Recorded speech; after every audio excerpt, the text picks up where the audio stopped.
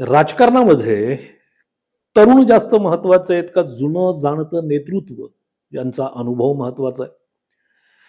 समाजकारण महत्वाचं आहे का राजकारण महत्वाचं आहे? नेमकी काळाची गरज काय आहे? काय करायला पाहिजे, काय नाही? 8 आर्स प्रोडक्शन्सच्या प्रेषित की पोटलीमध्ये आज माझ्यासोबत ॲम्ब्युलन्स हेल्प रायडर नावाची एक अत्यंत सुंदर संकल्पना असलेल्या संस्थेचा छत्रपती संभाजीनगरचा प्रमुख, त्याच्यानंतर दर्शनदूत नावाची एक अत्यंत सुंदर संकल्पना ज्याने राबवली आणि या शहराची जी ग्रामदेवता आहे, या शहराची जी वीरदेवता आहे, त्या देवतेच्या दर्शनाला तो आजी आजोबांना स्वखर्चाने घेऊन गेला. तो म्हणजे त्याची टीम घेऊन गेली ॲम्ब्युलन्स हेल्प रायडरची. असा कधी काळचा वेगळ्या पक्षात असलेला, मात्र आता सध्या शिंदे शिवसेनेमध्ये आलेला माझा मित्र संदीप कुलकर्णी माझ्यासोबत आहे. नमस्कार. नमस्कार. पहिला प्रश्न गुगली विचारू की सरळ सरळ विचारू? तुमच्या अंदाजात विचारा. ॲम्ब्युलन्स हेल्प रायडर्स मध्ये इतकं चांगलं काम चाललेलं असताना सक्रिय राजकारणात यावं असं का वाटतंय? मुळात समाजकारण आणि राजकारण हे ॲक्च्युली एकाच नाण्याच्या दोन बाजू म्हणायला पण हरकत नाही. करेक्ट. आणि समाजकारणात तर काम करतोच. तो एक छंद आहे आणि तो उत्साह आहे. गेल्या 17 ते 18 वर्षापासून काम करतो आहे. परंतु या दोन्ही गोष्टी वेगवेगळ्या ठिकाणी ठेवलेल्या आपण कायम ठेवत आलेलो आहोत आणि अजूनही ठेवणार. परंतु समाजकारणात काम करताना जर आपण समाजाकडे बघतो, त्यावेळेस जे सामाजिक काम करणारी जी काही तरुणाई आहे किंवा जी काही मंडळी आहे, त्यांनी राजकारणात येऊन खरंच या शहरासाठी, जिल्ह्यासाठी काहीतरी करावं. या जिल्ह्यातल्या नागरिकांसाठी काहीतरी वेगळं करावं. ज्या पद्धतीनं आज मेट्रो सिटीज पुणे, मुंबई आणि आपल्याकडच्या युवकांचा कल हा बाहेरच्या शहरामध्ये, जिल्ह्यामध्ये चाललेला आहे. तो कुठेतरी थांबला पाहिजे. यासाठी जर सामाजिक जाण असलेला जर एखादा कार्यकर्ता जर राजकारणामध्ये येत असेल आणि त्याला जर खरंच सभागृहात जाऊन जर काम करण्याची इच्छा असेल, लोकांची प्रश्न मांडण्याची इच्छा असेल, तर तो राजकारणात जावा अशी माझी प्रामाणिक इच्छा आहे. म्हणून मी राजकारणामध्ये या निवडणुकीला सामोरं जाण्याचं एक मानस ठेवून समोर आलेलो आहोत. क्या बात आहे. तुझी ही इच्छा पूर्ण हो अशी परमेश्वर चरणी प्रार्थना करूच आम्ही. धन्यवाद. महत्वाची गोष्ट मला आता दुसरा प्रश्न जो विचारायचा आहे तो असा, व्हाय शिवसेना? मुळात मी 2006 मध्ये माझ्या राजकारणाची सुरुवात ही शिवसेना पक्षातून केली.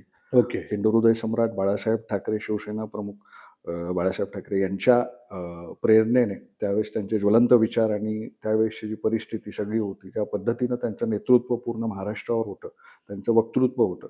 तर त्याला एक प्रोत्साहित झालो आणि त्या विचारांना अनुसरून शिवसेनेमध्ये प्रवेश केला. शिवसेना गटशाखा प्रमुख म्हणून माझी पहिली नियुक्ती झाली होती 2006ला. अरे वा. तर त्या नियुक्तीचं पत्र आजही माझ्याकडे आहे. आणि त्यावेळेस अनेक प्रश्न मी सभागृहामध्ये तेव्हापासून जात होतो, निवेदनं घेऊन जात होतो, आंदोलनं घेऊन जात होतो. आजचे जे काही प्रस्थापित असतील ते त्यावेळेस सभापती होते, महापौर होते, अनेक होते. तेव्हापासून मी नागरिकांच्या प्रश्नासाठी भांडत आलोय आणि निवेदनं देत आलोय, आंदोलनं करत आलेलो आहे.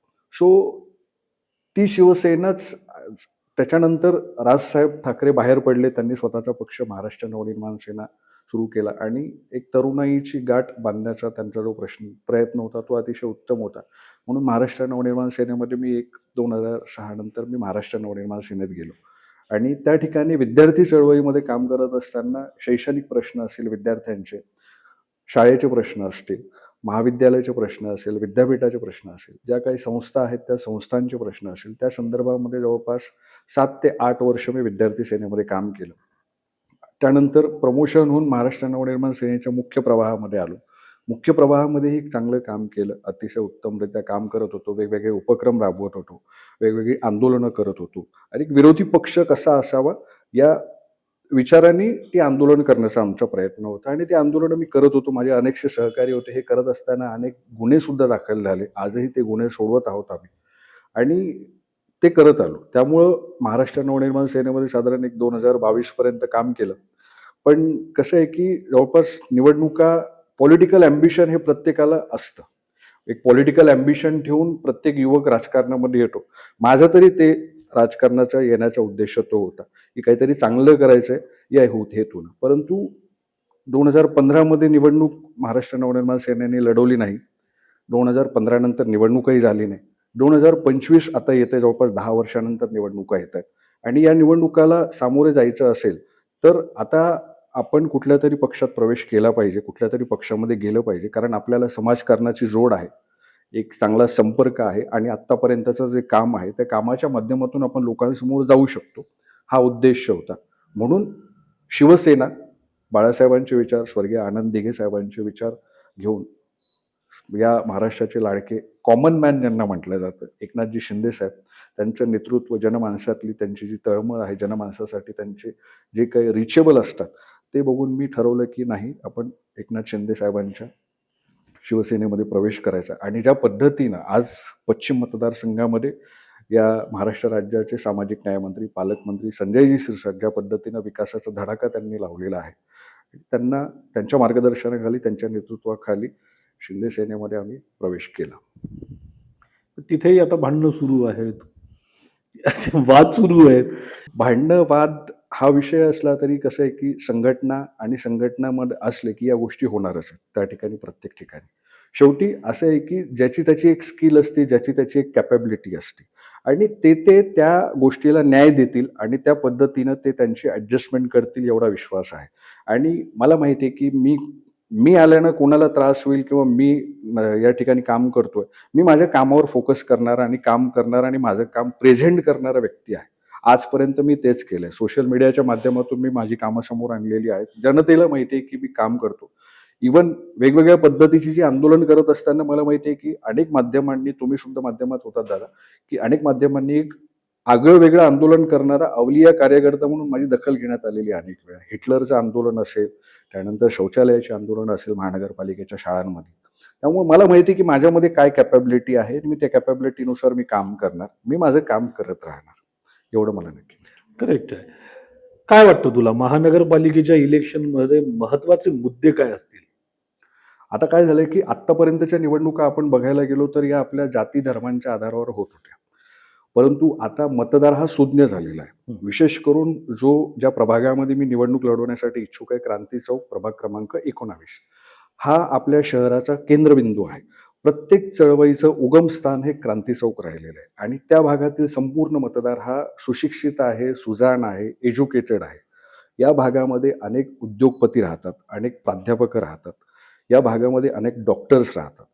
त्यामुळे या ठिकाणी काय गोष्ट पाहिजे लोकांना आणि काय हवं आहे, या गोष्टीवर जर फोकस केलं तर या या निवडणुकीमध्ये एक विकास या मुद्द्यावर आपण पुढे जाऊ शकतो. अनेक कामं झालेली आहेत, अनेक कामं करण्याची इच्छा आहे.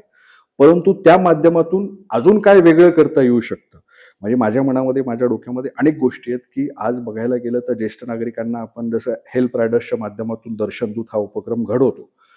या भागामधले जे मोठ्या घरातले जे काही ज्येष्ठ नागरिक आहेत, त्यांची मुलं बाहेर गेलेली आहेत, बाहेरच्या देशात गेलेली आहेत, जॉबसाठी म्हणा, एज्युकेशनसाठी म्हणा. तर या लोकांसाठी, वयोवृद्धांसाठी कुठेतरी एखादं विरंगुळा केंद्र असावं. हे विरंगुळा केंद्र कुठं करता येईल का?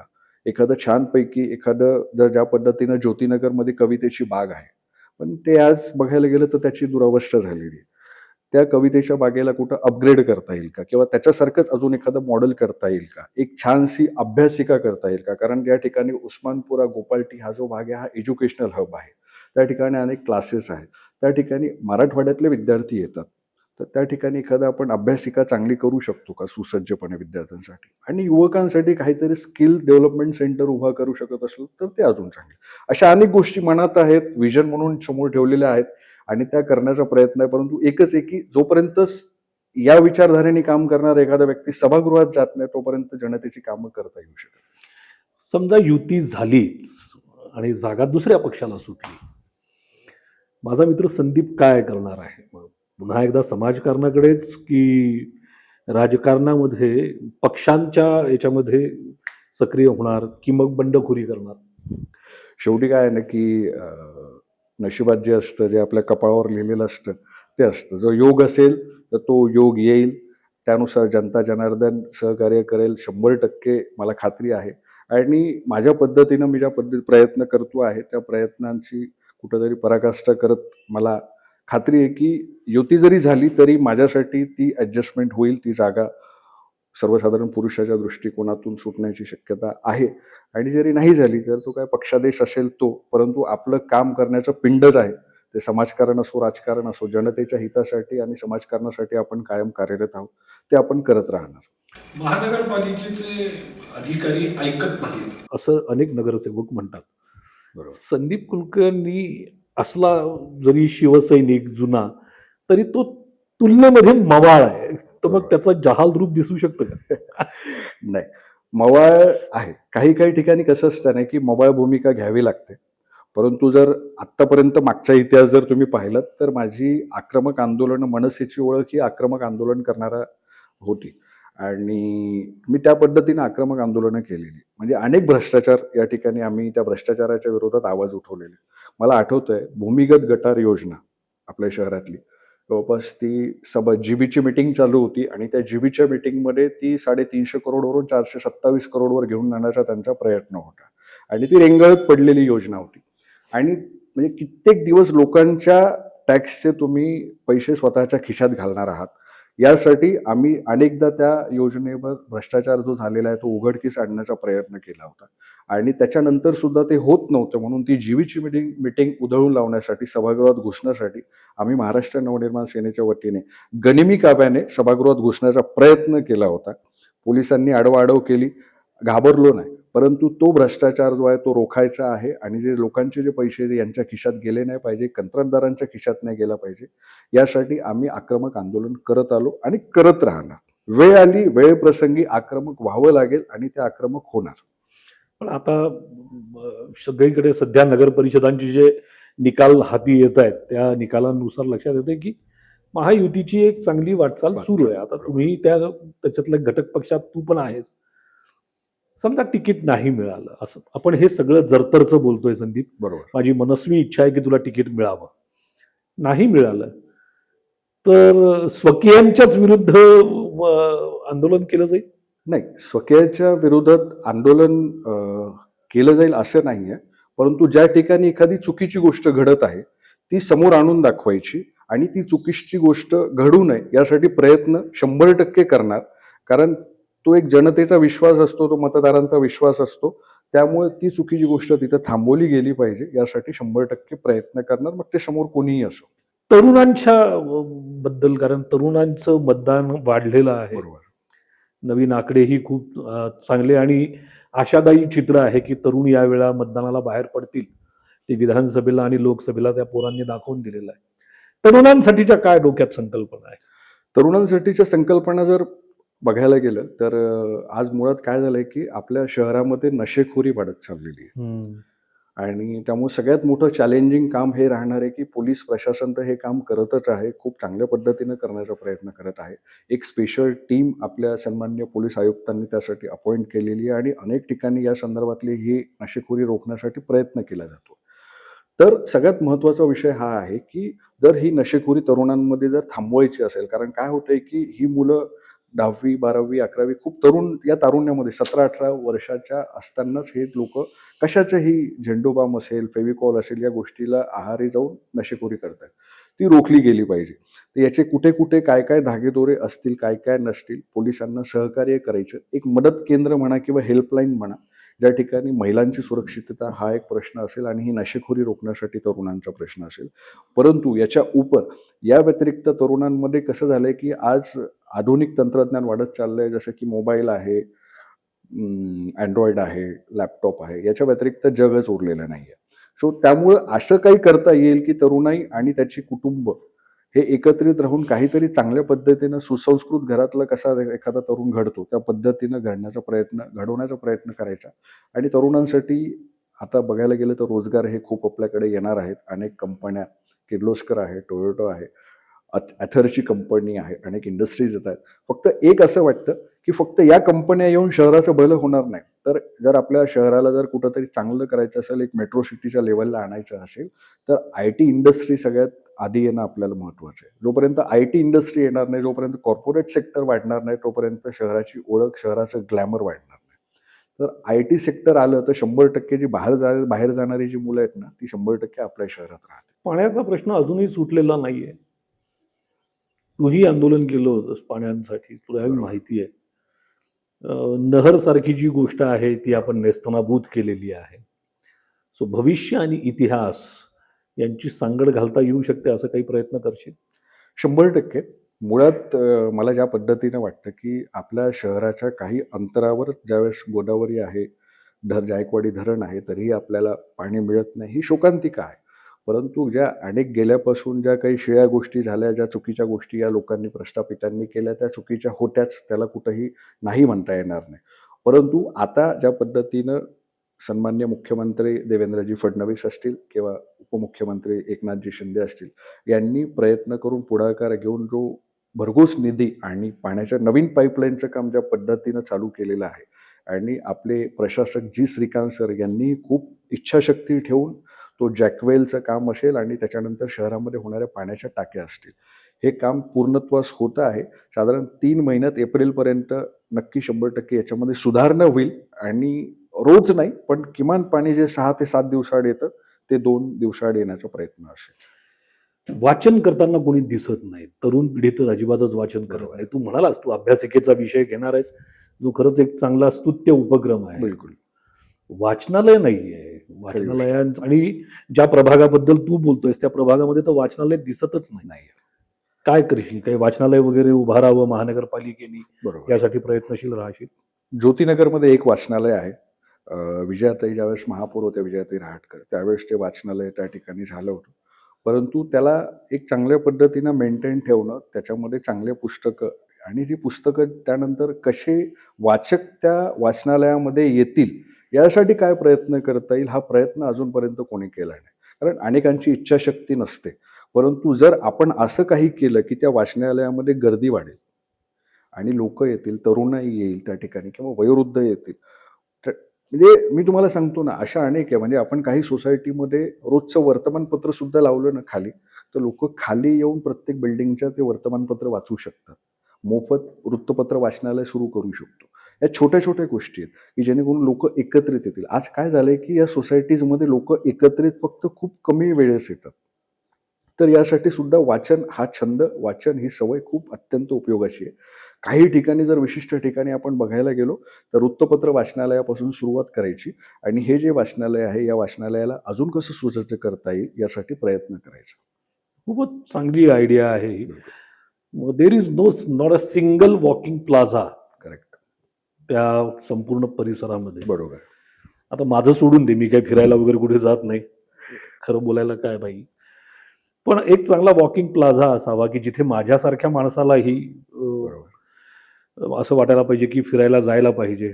बरोबर. आहे काही डोक्यात जागा आहेत? आहे.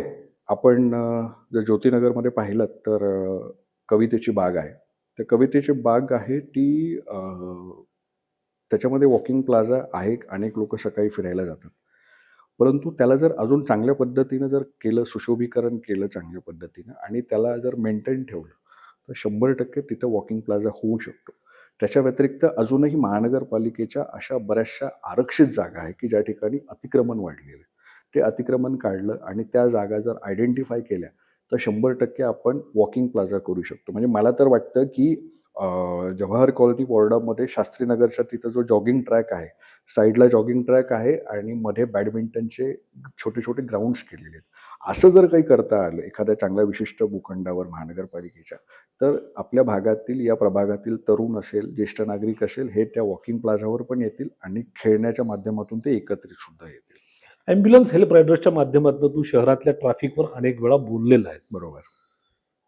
तुझ्याच प्रभागामध्ये ट्रॅफिकचा किती प्रॉब्लेम आहे? तिथे दोन्ही बाजूला उभ्या असलेल्या वाहनांमुळे रस्ते छोटे झालेले आहेत. रस्ता मोठा आहे, पण वाहनांनी रस्ते अडवलेले आहेत. अडवले जुन्या बिल्डिंग्स असल्यामुळे पार्किंग त्यांच्या स्वतःच्या नाहीये. नाहीयेत.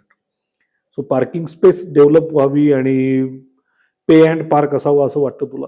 100% मुळातच हा खूप चांगला प्रश्न आहे. कारण कसं आहे ना, की आज शहराचं इन्फ्रास्ट्रक्चर खूप वाढतंय. शहरामध्ये वाहनं वाढतायत, रस्ते छोटे वाढतायत आपले. मी तुम्हाला सांगतो, आपल्याच प्रभागातले एक XYZ पदाधिकारी असतील, त्यांनी आपला संग्रामनगरचा उड्डाणपूल त्यांच्या कार्यकाळात झालेला आहे. परंतु त्याच ठिकाणी आज किती गर्दी होती, आपण सर्व बघतो. म्हणजे इव्हन ज्यावेळेस शिवाजीनगरचा जो भुयारी मार्ग. भुयारी मार्ग आहे, तो ज्या वेळेस मेंटेनन्समध्ये जातो त्यावेळेस या रस्त्यावर खूप जास्त भार येतो, खूप जास्त ट्रॅफिक होते आणि जो पीक आवर आहे जसं सकाळचा काही सत्रातला भाग आणि संध्याकाळचा काही सत्रातला भाग या ठिकाणी त्या ठिकाणी खूप लोड येतो आणि खूप ट्रॅफिक जाम होते. तिथंच मुळात काय झालंय की भाजी मंडी झालेली आहे सोमवारची.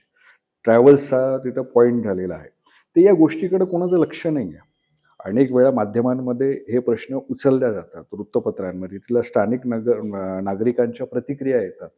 अनेक विषय अक्षरशः मी सांगतो की समोर येतात, परंतु कोणी आवाज उचलत नाही आणि आवाज उचलला तर हे गेंड्याच्या कातडीसारखे असणारे अधिकारी आहेत. त्यांची कुठं ना कुठं प्रत्येक ठिकाणी हातमिळवणी झालेली असते. सो त्यामुळे ते त्या ठिकाणी करू शकत नाही. पण मला हे म्हणायचं या सगळ्या गोष्टी आहेत, या महानगरपालिकेचा जो नगरसेवक असतो, त्या प्रभागातला नगरसेवक असतो, हे त्याचे प्रमुख काम आहे. हे प्रश्न त्यांनी सोडवले पाहिजे. या प्रश्नासाठी सभागृहात त्यांनी आवाज उचलला पाहिजे.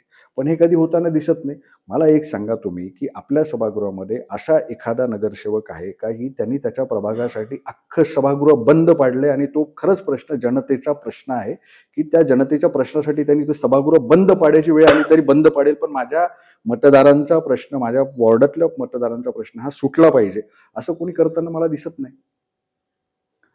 तर माझी ही इच्छा आहे, की ज्या ठिकाणी माझ्या मतदारांचा प्रश्न येईल, ज्या ठिकाणी माझ्या मतदारांची अडचण येईल, त्या ठिकाणी सभागृह जरी बंद पाडायचं असेल, तरी त्यासाठी हा संदीप कुलकर्णी सक्षम आहे. क्या बात. ऑक्सिजन हब शहरामधलं जे आहे ते कमी होताना दिसतं. बरोबर. वृक्षांच्या बाबतीमध्ये ना नगरसेवकांना देणं घेणं असतं, नाही. ना आमदार खासदारांना देणं घेणं असतं, ना अधिकाऱ्यांना कोणालाच देणं नाही. घेणं असतं. एक ऑक्सिजन हब तुझा प्रभाग व्हावा यासाठी काय प्रयत्न करशील? नाही. मी त्यासाठी पण जागा आयडेंटिफाय केलेली आहे आणि तिथे अ, जर तुम्ही पाहिलंत तर आपल्या जैन इंटरनॅशनल शाळेच्या समोर एक छोटंसं शतपावली गार्डन एक तयार झालेलं आहे. त्या ठिकाणी आर्यवैश्य समाजाने आर्यवैश्य तयार केलं. समाजाचं. तर तिथले ते पुढाकार घेऊन काही मंडळी आहेत ना, ती खूप छान काम करतात. स्वखर्चानं ते सगळेजण मिळून त्याला पाणी देतात. तर मी त्यालाच कुठेतरी रोल मॉडेल आपण जर केलं, तर असे अनेक ठिकाणी हे करू शकतो. पण त्यासाठी काय आहे ना, की सामाजिक जाण तुमच्यामध्ये असणं आवश्यक आहे. तुम्हाला समाजाची माहिती असणं आवश्यक आहे. मला माहिती आहे, की मी ज्यावेळेस समाजकार्य करतोय, हेल्प रायडर संस्थेचा मुख्य समन्वयक म्हणून काम करतोय, तर प्रयास यूथ फाउंडेशन जे आहे, तर यांना जर सोबत घेतलं, तर आपण या शहरामध्ये या ऑक्सिजन हब तयार करू शकतो. माझ्याच डोक्यामध्ये जी संकल्पना आहे, की मी या अशा या संघटना आहेत, सामाजिक संस्था आहेत, ज्यांना सोबत घेऊन आपण एक ऑक्सिजन हब प्रत्येक प्रभागामध्ये जरी केलं काही ठिकाणी, विशिष्ट ठिकाणी, तर 100% आपण झाडं वाचवू, झाडं जागू आणि याच्या आड जर कुठला अधिकारी येत असेल, कुठला आयुक्त येत असेल, तर त्याला कुणाची तमा बाळगायची गरज नाही. वृक्षभीशी नावाचा एक संकल्पना मी राबवली होती. बिलकुल. त्याच्यामध्ये विशिष्ट मित्रांचा ग्रुप होता ग्रुप होता. आणि ज्याच्या नावांची जी चिठ्ठी निघेल, त्याने सांगेल ती झाडं सांगेल त्या जागेवर लावायची. अशी ती संकल्पना. अशी वृक्षभीशी पण तू सुरू करू शकतो. 100% दादा. म्हणजे तुमची ती संकल्पना होती, ती संकल्पना आपण त्याला पूर्णत्वास नेण्यासाठी प्रयत्न करू. म्हणजे माझं तर म्हणणं हे राहील, की असं एखाद्या प्रभागामध्ये त्याला खूप अग्रेसिव्हली इम्प्लिमेंट करू आणि ती माझ्याच प्रभागामध्ये 100% इम्प्लिमेंट करण्याचा प्रयत्न करू, की जेणेकरून त्याचा रोल मॉडेल म्हणून इतर प्रभागांमध्ये ती राबवली गेली पाहिजे. असा प्रयत्न 100% केला क्या पाहिजे. बात आहे. आमेन. कलावंतांच्या बाबतीमध्ये महानगरपालिका फारच उदासीन आहे बाबा. दिशाहीन म्हणजे महानगरपालिकेचा नगरसेवक झाल्यास होशील याची मला खात्री आहे. तिकीट मिळालं तर निश्चित होशील. काय करशील कलावंतांसाठी? मी तुम्हाला एक सांगू का? मी आपलं तुम्हाला माहिती आहे, की या प्रभागामध्ये संत एकनाथ रंगमंदिर येतं आणि संत एकनाथ रंगमंदिराचं आत्ताच खूप रिनोव्हेशनचं काम झालं. ते काम कुठल्या रकमेपासून कुठल्या रकमेपर्यंत गेलं, त्याच्यामध्ये किती जणांचे हात भरभटलेले असतील. त्याच्यानंतर आला त्याच्या खाजगीकरणाचा विषय. या सगळ्या गोष्टींचा अभ्यास मला आहे आणि मला आठवतंय, की मी महानगरपालिकेसमोर धृतराष्ट्र महाभारतातले आणि गांधारी डोळ्याला पट्टी बांधून एक अंडाचं सोंग घेतलंय समजा असं म्हटलं हरकत नाही मनपा प्रशासनानं. तर मी ते आंदोलन केलं होतं. कारण हे खाजगीकरण होणं, त्याच्यानंतर याच्यामध्ये ज्या काही प्रत्येक वेळेस याचा मेंटेनन्स निघणं, या सगळ्या गोष्टी होत राहतात आणि त्यामुळे प्रशांत नामले सरांनी फेसबुक लाईव्ह केलं होतं आणि आपल्यासारख्या कलावंतांनी यावेळेस त्यावेळेस मला आठवतंय आवाज उठवले होते. आपण एक कृती समिती तयार करून महानगरपालिकेला साकडं घालण्याचाही प्रयत्न केला होता. अनेक राजकीय नेते त्या ठिकाणी आले होते, येऊन गेले होते, पाहणी केली होती. आणि मला हे त्यावेळेस असं वाटलं होतं, की आपल्या शहराची लाज कुठेतरी बाहेर निघते ज्यावेळेस हे Facebook लाईव्हच्या माध्यमातून हे कलाकार, मोठ्या पडद्यावरचे कलाकार ज्यावेळेस समोर येत आहे. तर ते आज सुदैवाने ते ठीक आहे, एकनाथ रंगमंदिर जे आहे ते चांगल्या परिस्थितीमध्ये आहे. परंतु कलाकारांसाठी त्या ठिकाणी जर फक्त नाटक न करता, त्या ठिकाणी जर आपण अजून काही जर चित्रपट मॉर्निंग सेशनमध्ये जर लावण्याचा प्रयत्न केला, तर तो एक चांगला महसूलसुद्धा महानगरपालिकेला जमा होऊ शकतो. कलाकारांना वाव मिळू शकतो. त्यासोबतच जे शालेय स्नेहसंमेलनं होतात, त्या संमेलनांसाठी जर विशेष सवलत जर आपण दिली, कारण कसं होतं, की एखादं खाजगीकरण केलं, एखाद्या कंत्राटदाराला ते जर काम दिलं, तर तो त्याचे पैसे त्याचा खिसा भरतो, त्याचे पैसे कसे वसूल होईल याचा विचार करतो. पण तसं न करता जर शालेय संस्थांना जर आपण ते विशिष्ट दरामध्ये दिलं, काही सवलती दरांमध्ये दिलं आणि जर तिथं चित्रपट किंवा तिथं जर प्रदर्शन जर मांडले त्या ठिकाणी, जसं आपण म्हणू शकतो, की एखादं फूड एक्झिबिशन आहे. मला आठवतंय, की खाद्य संस्कृती तुमचा आवडता विषय आहे. त्यामुळे जर खाद्य संस्कृतीमध्ये जर आपण काही असे प्रदर्शन त्या ठिकाणी लावू शकलो, एक्झिबिशन लावू, पुस्तकांचे एक्झिबिशन लावू शकलो, नंतर काही जर मराठी प्राईम शोमध्ये काही मराठी चित्रपट असतील किंवा मग काही हिंदी चित्रपट असतील.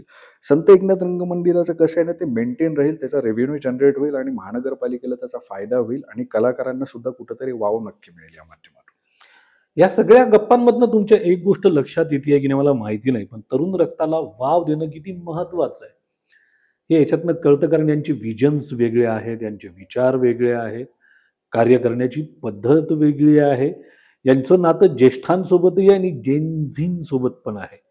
सो अशी मंडळी राजकारणात पुढे यावी ही आपल्या सगळ्यांची प्रार्थना असायलाच पाहिजे. संदीप, तुला मनस्वी शुभेच्छा आणि तिकीट लवकरात लवकर जाहीर होऊ दे. बिलकुल. लवकरात लवकर तू निवडून येऊ दे. आमच्या सगळ्यांचा आवाज बन. आमच्याकडनं काय मदत लागते ती माग. पण आज शपथ घेऊन टाक की नगरसेवक झाल्यावर संदीप कुलकर्णी बदलणार नाही. मी एक शेवटची गोष्ट सांगतो दादा यामध्ये, की 2 म्हणजे एक नाही सॉरी 2 गोष्टी सांगाव्याशा वाटतात, की कसं आहे, की प्रत्येक पक्षाचा नगरसेवक, प्रत्येक पक्षाचा पदाधिकारी, लोकप्रतिनिधी जो आहे, हे त्या पक्षाने काय केलं पाहिजे, एक प्रगती पुस्तक त्या उमेदवाराचं, त्या नगरसेवकाचं तयार केलं पाहिजे आणि ते प्रगती पुस्तक बघून तुम्ही त्याला किती प्रोग्रेस, किती प्रमोशन द्यायचं आहे, हे तुम्ही ठरवलं पाहिजे. तो गेल्या 15 वर्षापासून एका विशिष्ट पदावर काम करतोय. पण त्यांनी या शहरासाठी काय केलंय, त्याच्या मतदारासाठी काय केलंय, त्याच्या स्थानिक भागातील लोकांसाठी काय केलेलं आहे, हे खरंच प्रत्यक्ष, अप्रत्यक्षरित्या तपासलं पाहिजे. कारण कसं होतं ना, की आपल्याकडे ही खूप पद्धत आहे, की 15-15, 20-20 वर्ष तोच माणूस, तोच माणूस, तोच माणूस. आणि एका साईडला असं म्हटलं जातं, की युवकांनी राजकारणात यावं. युवक राजकारणात येत नाही. कारण काय, की जोपर्यंत असे काही 5-10 खंदे युवक जोपर्यंत सभागृहात जाणार नाही ना, तोपर्यंत युवकांना आणण्यासाठी आमच्यासारखे प्रयत्न करणार नाही किंवा आम्हाला एक सांगता येईल, की नाही युवकांनी खरंच राजकारणात यावं. कारण आमचा संबंध येतो समाजातील प्रत्येक घटकासोबत येतो. तर हे जर प्रत्येक राजकीय पक्षाने, त्या वरिष्ठ पदाधिकाऱ्यांनी तपासलं ना, तर हे खूप चांगला बदल आपल्याला बघायला मिळेल. दुसरी गोष्ट, तुम्ही म्हणतायत, की नगरसेवक झाल्यावर तू बदलणार नाही. मी तुम्हाला सांगतो, मी बदलणार नाही. मी याचं ॲफिडेव्हिट करून देईल. पण मला अजून एक गोष्ट सांगायची, की आज जी लोकं उभं राहणार आहेत ना, की जी लोकं लोकांकडे मतदान मागायला जाणार आहेत, त्या लोकांनी एक प्रतिज्ञापत्र लिहून द्यावं, की मी आत्तापर्यंत 5 वर्ष, 10 वर्ष, 15 वर्ष नगरसेवक होतो. मी या सभापती होतो, मी सभागृह नेता होतो, मी उपमहापौर होतो, मी महापौर होतो. या लोकांनी आजपर्यंतच्या कार्यकाळामध्ये कुठलाही भ्रष्टाचार केलेला नाही, अशी ॲफिडेव्हिट करून द्यावी आणि जर तो जर निघाला, तो जर त्याच्यामध्ये त्यांचं नाव आलं, तर त्याच्यापुढे त्यांनी काय करावं? मी स्पष्टपणे मांडतो. मी विधानसभेला सुद्धा हा मुद्दा मांडला होता, की तुम्ही राजीनामा देऊन टाका. तर आज तुम्ही शपथपत्र द्या, ॲफिडेव्हिट द्या, की मी आजपर्यंत सत्तेमध्ये होतो, मी ही पदं भोगलेली आहेत, तर मी हे ॲफिडेव्हिट करून देतो. मी याच्यामध्ये कुठलाही भ्रष्टाचार केलेला नाही. जेवढ्या योजना पूर्ण झालेल्या नाही, त्या प्रत्येक योजनेमध्ये तुमची टक्केवारी नाही. हे तुम्ही लिहून द्या. लिहून द्या. लिहून द्या. हिंमत असेल तर समोर लोकांसमोर लिहून द्या. त्याचं ॲफिडेव्हिट करून द्या. कारण मी तयार आहे. मी बदलणार नाही. मी कुठलाही भ्रष्टाचार करणार नाही. टक्केवारी देणार नाही आणि टक्केवारी कोणाला घेऊ देणार सुद्धा नाही. खरं म्हणजे प्रत्येक पक्षाने हा असा अजेंडा राबवायला पाहिजे. प्रगती पुस्तक चौकात चौकात लावायला पाहिजे. त्या नगरसेवकाच्या नावासकट, त्याच्या नंबर सकट आणि हे काम करणार होतास किती झालेत याच्यावर टिक करायला पाहिजे. कोणी काम केलं त्याचा नंबर द्यायला पाहिजे, जेणेकरून जर समजा अशा काही चुका झालेल्या असतील कामांमध्ये तर त्यांना जाब विचारता येऊ शकेल. एक शेवटचा प्रश्न फक्त आता तुला विचारतो आणि मग आपण विराम घेऊया. बॅनरबाजीने हे शहर त्रस्त आहे. बिलकुल. तुझ्या प्रभागात आहेस तिकडे सुद्धा बॅनर लागलेले असतात. महानगरपालिकेच्या कृपेने चौकांचं सुशोभीकरण करण्याच्या नावाखाली मोठाले चौक झालेत आणि अधिकच्या भिंती मिळाल्या घंटी मिळाल्या. बॅनर लावण्यासाठी. सोलापूर महानगरपालिकेमध्ये एक नियम आहे, नो बॅनर. यासाठी काही काम करणार? 100%. मला काय म्हणायचं माहिती दादा, की बॅनरबाजी आणि या सगळ्या गोष्टींमुळे काय होतंय, की याचा दुष्परिणाम मी तुम्हाला सांगतो, की हुल्लडबाजी होतीये. काय होतंय, की आपल्या शहरामध्ये भाऊ, दादा कुणाचाही वाढदिवस असेल तर आपण ते बॅनर लावतो. प्रेमापोटी लावतात. मला असं नाही म्हणायचं, की ते लावणं चुकी, पण प्रेमापोटी. पण ते प्रेम व्यक्त करण्याची एक पद्धत आहे. तुम्ही त्या पद्धतीनं करा. जर खरंच तुम्हाला समाजामध्ये काम करायचं आहे ना, तर मला आठवतंय माझा परवा जो प्रवेश झाला त्यावेळेस माननीय पालकमंत्री शिरसाट साहेबांनी एक वाक्य बोलले, की तुम्ही असं काम करा, की लोकांच्या ते स्मरणात राहील. तुम्ही त्या पदावर नसताना सुद्धा लोकांनी ते काम लक्षात ठेवलं पाहिजे. तर तुम्ही जनतेच्या मनामध्ये ते काम करा, ती जागा निर्माण करा.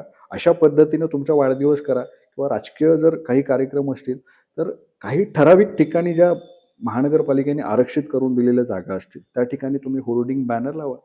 परंतु शहराचं सुशोभीकरण करताना चौक हा जो भाग आहे, या ठिकाणी जर बघतो आपण तर वाहतूक अक्षरशः अडथळा येतो वाहतुकीमध्ये. खूप ट्रॅफिक जॅम होते आणि त्या बॅनरमुळे सिग्नल दिसत नाही, सिग्नल न दिसल्यामुळे अपघात होतात. अशा अनेक गोष्टी घडतात. त्यामुळे या गोष्टीला कुठेतरी आळा घातला पाहिजे आणि त्याच्यासाठी एक ठराविक सूचनावली किंवा ठराविक नियमावली जर बनवली आणि त्या नियमावली नुसतं बनवून नाही तर त्याच्यावर प्रॉपर पुरेसं काम केलं पाहिजे. स्ट्रिक्टली जोपर्यंत कारवाई करणार नाही तोपर्यंत हे काम होणार नाही. या वर्षीच्या महानगरपालिकेच्या निवडणुकीमध्ये युवा चित्रपट बघायला मिळेल का, असा प्रश्न तुम्हाला विचारतो आणि आपली रजा घेतो. 8R प्रोडक्शन्सच्या प्रेषित की पोटलीमध्ये. थँक्यू व्हेरी मच आणि Thank you, मनस्वी शुभेच्छा. खूप खूप धन्यवाद आपल्या सर्वांचे.